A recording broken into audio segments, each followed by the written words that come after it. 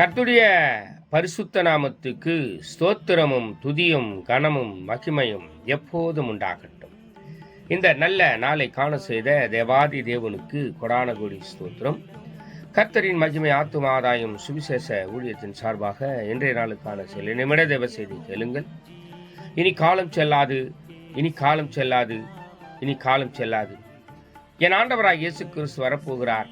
ஆயத்தமாயிருங்கள், ஆயத்தமாருங்கள். அநேகரை ஆயத்தப்படுத்தி ஆண்டவர் பக்கமாய் திருப்புங்கள்.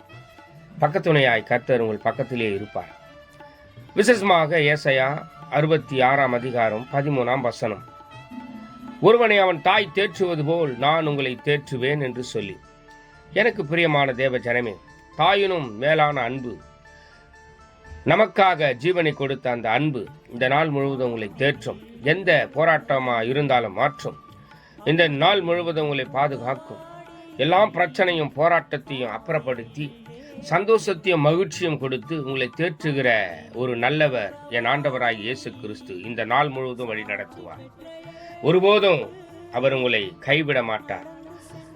திகிலுக்கு தூரமாவாய், பயமில்லாதிருப்பாய், அது உன்னை அணுகாது என்று சொன்னது போல எதுவுமே உங்களை அணுகாது. இந்த நாள் முழுவதும் உங்களை தேற்றி ஆற்றி அரவணைத்து வழி நடத்துகிறவர் உங்களோடு கூடவே இருப்பார். ஆக எது குறித்தும் கவலைப்படாதிருங்கள், நான் உன்னை தேற்றுவேன் என்று சொல்லுகிறவர் இந்த நாள் முழுவதும் எல்லா பிரச்சனையை அப்புறப்படுத்தி உங்களை தேற்றி வழி நடத்துவார். God bless you. God bless you. கர்த்தர் தாமே உங்களை ஆசீர்வதிப்பார். ஆமென்.